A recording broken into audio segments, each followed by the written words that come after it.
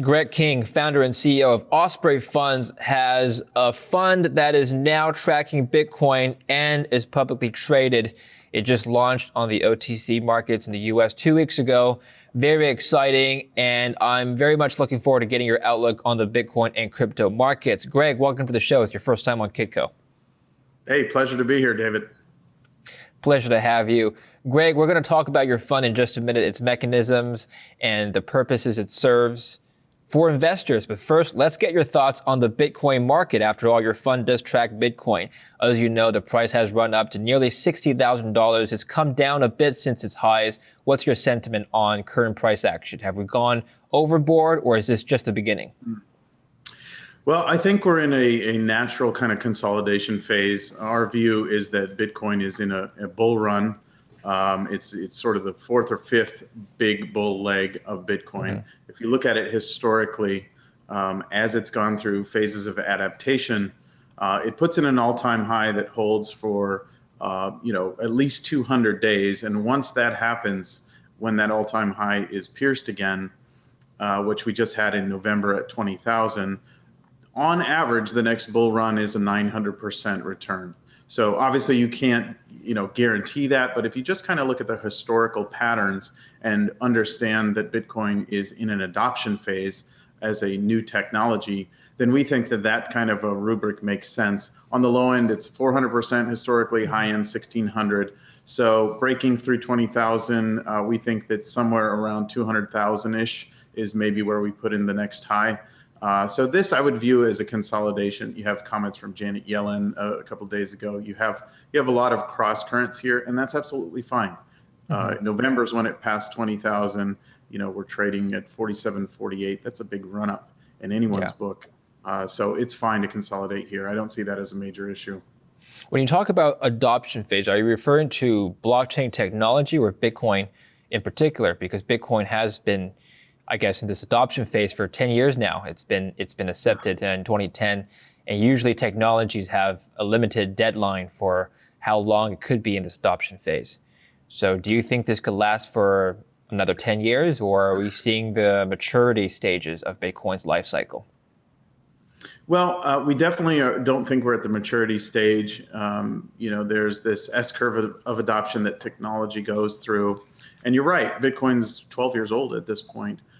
But still, when you look at the potential for investment into Bitcoin, it's absolutely stunning how much is still on the sidelines. Over the last 12 months, we've had a couple of different institutional investor types coming in that has really livened up the space. For example, publicly traded corporations, which put Bitcoin on their balance sheet, insurance companies, and even mutual funds making filings to hold Bitcoin in their accounts. These are just a few in each space, but if 20% of the companies in each of those respective silos takes a position, there's still quite a bit of adoption to go. Okay. I often hear from the crypto community that Bitcoin should be regarded as a currency. Let's assume that it is, by definition, a currency. I have to draw parallels to the US dollar then. As you know, the dollar, like any currency, is partly driven by interest rates in the domestic country. So if interest rates in the US go up, the dollar is seen to strengthen vis-a-vis other currencies if the interest rate differential is high for the US. So for Bitcoin then, I wonder if there's any sort of relationship with interest rates in the US or anywhere else, because presumably if interest rates rise, this currency should also gain value as interest rates on these earned products, DeFi blockchain products, should also rise as well, right? Yeah, I think that's interest rates are clearly a consideration, and perhaps as interest rates have risen recently, and you're seeing this all in Bitcoin as a non-yielding asset, maybe that's part of the explanation in a microcosm. I think in the long term, the way we view it, and people do talk about it as a currency, I think the better moniker is a store of wealth. Because currency sort of implies, you can use it to pay for a cup of coffee and transactions and things like that. And as we all know, Bitcoin suffered a little bit vis-a-vis what Satoshi may have envisioned when he, she, or they wrote that white paper, in that it really is a bit clunky in terms of doing many transactions per second. However, as a potential alternative to gold, in digital form, I think that's really where it's catching on. I've spoken to two economists so far who, for different reasons, both think that the true intrinsic value of Bitcoin is $0. Now, I have a feeling you're going to disagree with that view, but I'll leave it to you to respond to that. Yeah. I don't think the value of Bitcoin is zero. Intrinsic is a difficult concept to sort of define as it relates to something like a currency, because the intrinsic value of a $100 bill is kind of zero also. Sure. It's really about what that represents and its utility. And so, as we know, money is simply a system of account. It accounts for labor, it accounts for goods, and we all agree on it. And in order to serve in that capacity, it needs to have certain characteristics like durability and fungibility, and so on and so forth. And if you do that analysis, I think Bitcoin stands up really well. And frankly, as an investor in gold, I hold gold coins and silver coins and things. That's how I found Bitcoin. And over time, that's how I developed a respect for Bitcoin, because I realized that not only does it hold up in some of those categories vis-a-vis gold, it's actually better in some, not all, of course, but in some categories it's better. Okay. All right. Let's talk about your fund then, the Osprey Bitcoin Trust. Yeah. Walk us through what this fund is, first of all.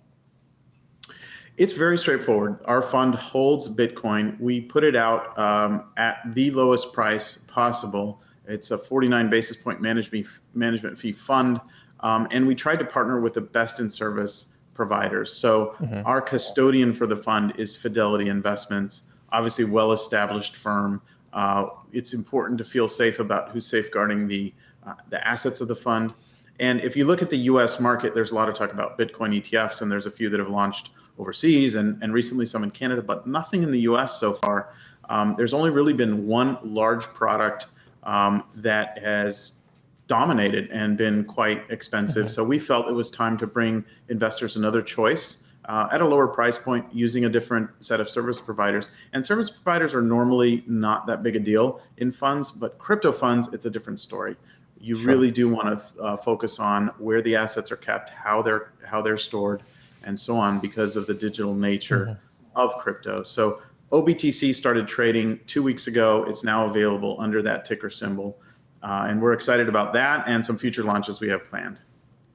So walk us through the appeal for investors then, because if I want to be exposed to crypto, I could just buy Bitcoin directly. Why would I pay a 49 basis point management fee for your fund? Well, there's definitely going to be costs no matter how you access your crypto. And we recognize that lots of investors want to hold crypto directly, which is totally fine. It's similar to the difference between ordering gold coins and getting excited when they arrive in the mail versus buying a gold ETF. And you're definitely going to have your purists who prefer to hold crypto, who prefer to hold gold, but other folks are just interested in the diversification and portfolio benefits of holding those investments as part of a broader, retirement plan or portfolio.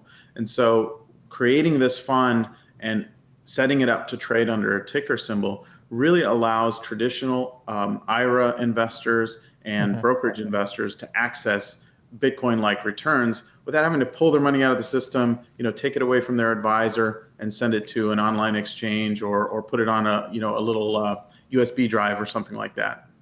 Okay.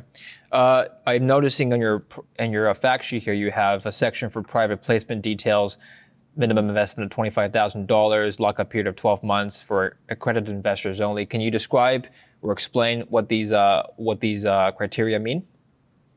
Sure. So this is really a function of the regulatory stance in the U.S. right now. It would be great if ETFs were allowed. My career has been launching ETFs and other exchange-traded products. I've done over 100 of them. But that's actually not allowed yet in the U.S. We hope it does come soon. So right now, the way these funds work is we're able to offer them direct to accredited investors who have a one-year holding period. But after that, they trade under this ticker symbol. So our fund is actually 2 years old. So there are investors who have held it. It's now available online, or I should say under the ticker symbol.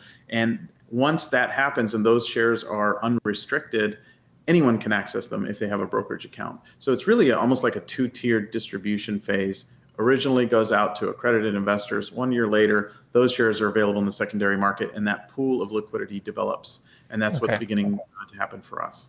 And I'm curious as to why you transitioned into the crypto space. Like you said, you and I have talked all offline. So you've been the creator of several well-known ETFs and funds that many people already use, and those have nothing to do with crypto. Right. Why the crypto space? What made you enter this sector? I know when I started, I bought my first Bitcoin in 2013, Yeah. and it was sort of in the 2013 sounds like a long time from 2008, but it really wasn't. It was still kind of in the throes of bouncing back from the financial crisis, all the money printing that was going on. I was loading up on gold and silver, frankly, and it really wasn't performing like I wanted. So somehow or another, I came across crypto, bought some Bitcoin, and have been studying it ever since. And I just believe that Bitcoin in particular and some other cryptocurrencies are here to stay. I believe they're technologies that are disruptive and they're adding value to the global ecosystem. And so I'm doing what I've done for my whole career, which is package those investments up, make them available to mainstream investors, because I believe investors should have that access. Okay. Well, let's talk about some of these other funds that you've created in the past, and we'll tie it back to Bitcoin. I know you and I have talked offline. You were behind VXX, am I correct? Yeah, that's one of them. So when Yeah, I was that's at a very Barclays, popular vehicle. Measuring volatility. Have you ever considered doing a volatility fund for Bitcoin itself? I have. The thought has gone through my head. We're a ways from that, simply because the ecosystem around Bitcoin, the capital markets infrastructure necessary, specifically the Sure. options market, is basically nascent, almost non-existent. There's an options market, but it's very, very tiny. So until that Yeah. builds out, you really can't do Bitcoin vol. But I've definitely had that thought. Yeah. And I Yeah. think it would be a popular product. Yeah, well, it definitely would be. It'd be moving up and down like crazy every day. Yeah. Traders would love it. I have a few friends who regularly trade the VXX, and unless you know what you're doing, you either get rich or you lose a lot of money. So it's definitely an exciting product to be in if you're a trader. Okay, let's tie it back to Bitcoin now and the price action here we're seeing. Now, you talked about the futures markets and the options markets. That's a very good point, because I think, from my opinion, it is an indicator of one's product's maturity in the markets. We've seen a slow sort of adoption into structured products. Futures markets opened a couple of years ago. As you said, options market still not developed. Is there a way forward, Greg? Is there room for development on this front? I mean, there's tons of room for development. I think one of the large obstacles I feel is bank support.